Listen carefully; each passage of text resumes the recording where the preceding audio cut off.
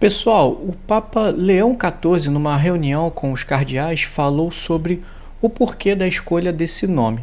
Vamos ver o que ele disse aqui, mas antes eu quero trazer aqui as principais informações que está rolando na internet, ok? E a primeira informação é essa aqui. Leão XIV confirma os cargos da Cúria durante um período para pensar. Aqui a gente vê um certo discernimento da parte dele, onde que nas próprias palavras dele, ele diz que precisa reservar um tempo para refletir, rezar e conversar antes de qualquer mudança, né? A próxima informação é esse vídeo, né, que está rolando na internet, onde que o Papa, ainda como bispo do Peru, na época do lockdown, né, ele está abençoando a cidade. Esse, meus irmãos, é um grande sinal que nosso Santo Padre tem um grande fervor pela Eucaristia. Olha só que beleza, né? E aqui, esse outro vídeo aqui, ele é de 2005, onde que parece, né, que o Papa é um grande fã dos esportes, principalmente do beisebol. Vamos dar uma olhada aqui. They're 2 strikes away from a win here in 2005 in Game 1, with Jenks on the mound and Everett at the plate. Ontem, né? Ontem, né? O Papa Leão XIV, numa discreta e piedosa visita, ele se dirigiu ao santuário de Nossa Senhora do Bom Conselho em Genazzano. Esse é um lugar, né, muito sagrado, confiado há séculos aos filhos de Santo Agostinho, onde que conserva ali a milagrosa imagem da Virgem que inspirou gerações e foi profundamente estimada pelo Papa Leão XIII, né, que foi um grande defensor do rosário e da doutrina social. Vamos dar uma olhada aqui.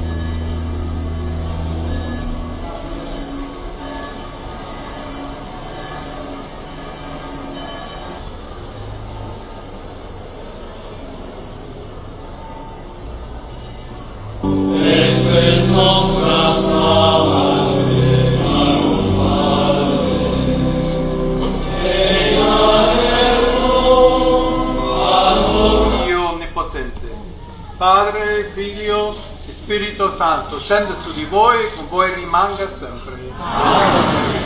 Grazie a tutti voi. Viva Maria! Nossa, meus irmãos, isso daqui é um grande sinal, né, que ele tem um grande fervor a Nossa Senhora, né?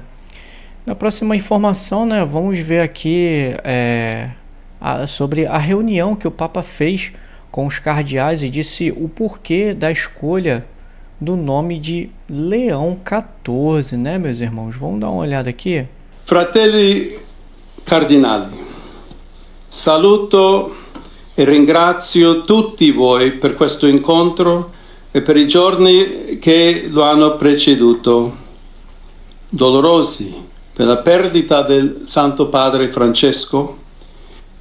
Papa Francesco ne ha richiamato e attualizzato magistralmente i contenuti dell'esortazione apostolica Evangelii Gaudium, di cui voglio sottolineare alcune istanze fondamentali.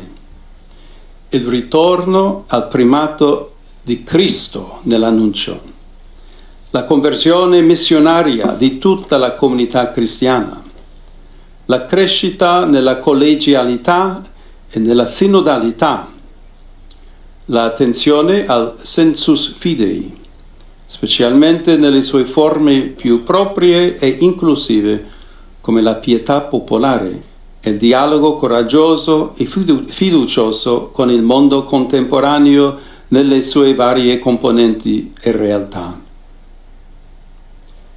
Proprio sentendomi chiamato a proseguire in questa scia, ho pensato di prendere il nome di Leone XIV.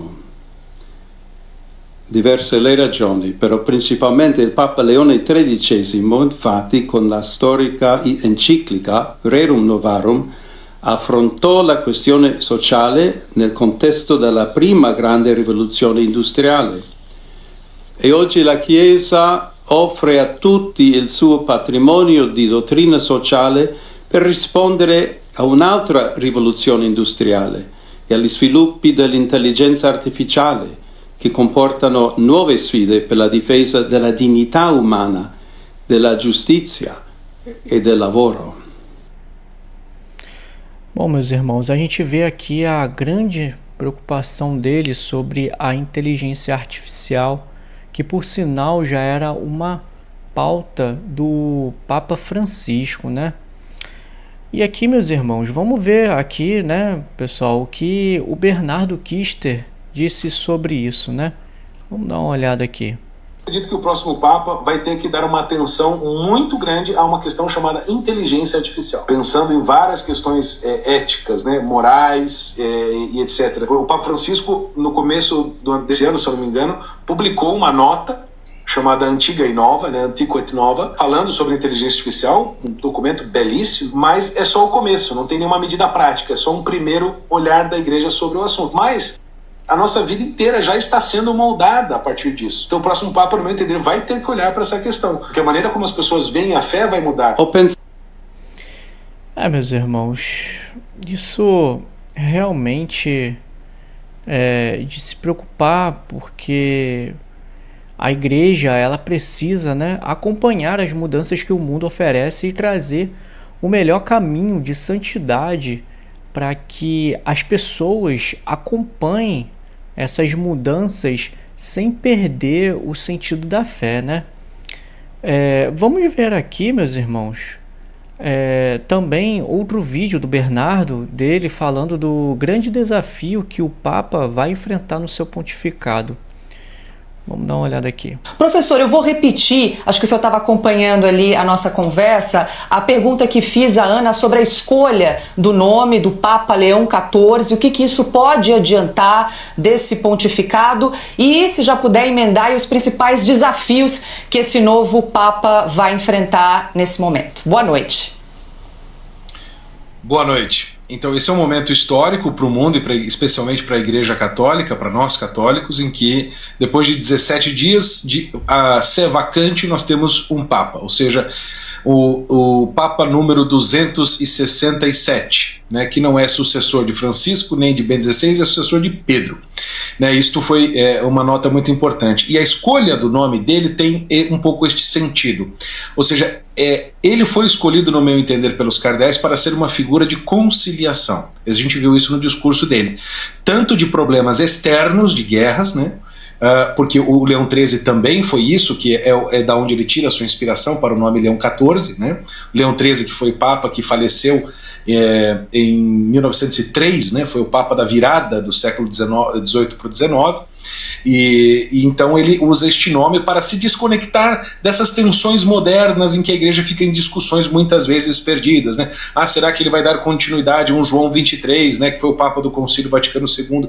Será que ele será um Francisco II? Ele diz, não, eu serei Leão XIV, que me conecto com o Papa, diz, né, 122 anos atrás, que morreu 122 anos atrás, um Papa que foi muito sóbrio. Por curiosidade, foi o primeiro Papa a ser filmado com uma câmera fotográfica, né, uma câmera de filmagem, aliás.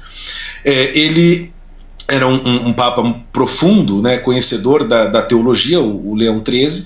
Ele foi ele que iniciou o estudo da doutrina social da Igreja com uma encíclica chamada Rerum Novarum, das Coisas Novas, né, de 1891, em que inicia a reflexão da Igreja sobre o problema do trabalho, dos operários que estavam sequestrados pela esquerda ou vítimas de empresários industriais que realmente abusavam do trabalho naquela época, e a Igreja vem como mestra e mãe para educar isso. Então, vamos dizer, é um homem que também, o Leão XIII, estou falando do Leão XIII, não deste agora, né, que trouxe de volta a teologia de Santo Tomás de Aquino para a Igreja, que é o doutor universal, não é, que escreveu encíclica sobre a relação da Igreja do Estado, né. Então, vamos dizer assim, foi um homem que fez muitos ensinos e cuidou da educação católica, coisa que também Robert Prevost fez enquanto bispo e cardeal, né? Então ele se conecta com essas questões de problemas de justiça social sem ideologia, né?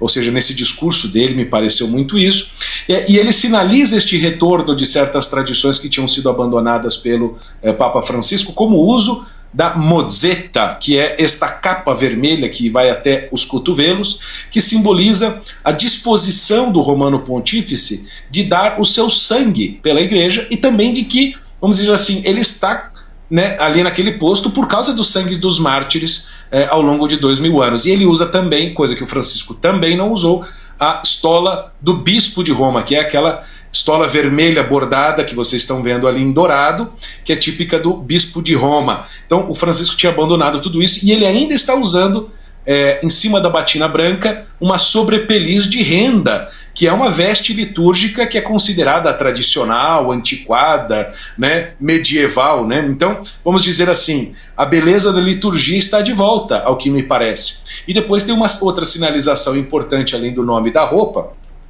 que foi o gesto dele não improvisar no discurso, como é de costume dos papas quando aparecem na lógia, ali naquela sacada.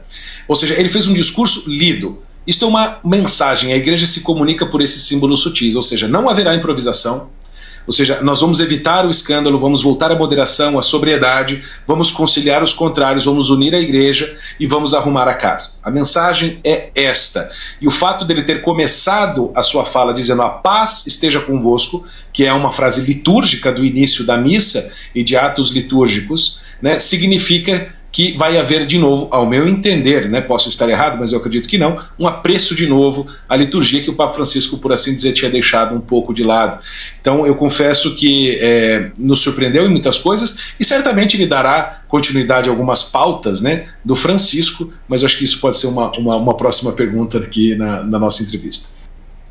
Diferentemente, meus irmãos, do que a maioria das pessoas pensam, o Papa não é uma figura de poder e sim de sacrifício, né? Imagina que você está prestes a se aposentar e que não vê a hora de descansar e viver perto da sua família. Tirar aquele peso, né, dos vários compromissos que tem numa paróquia e desfrutar do pouco tempo que resta de vida, né? Pois é, para aceitar o cargo de Papa é renunciar tudo isso e gastar o restante de sua vida em prol da Santa Igreja de Cristo. É ser literalmente o Cristo que se consome, né, no madeiro da cruz, onde que jorrou sangue e água. Por isso, meus irmãos, que precisamos rezar muito pelo Papa, seja ele quem for, meus irmãos. E aí, você gostou da escolha do nome do novo Papa? Coloca aí nos comentários, porque eu gostaria muito de saber da sua opinião. Aproveite também para dar o seu like e compartilhar com seus amigos. Então, aqui eu te desejo um forte abraço, até o próximo vídeo e que viva Cristo Rei!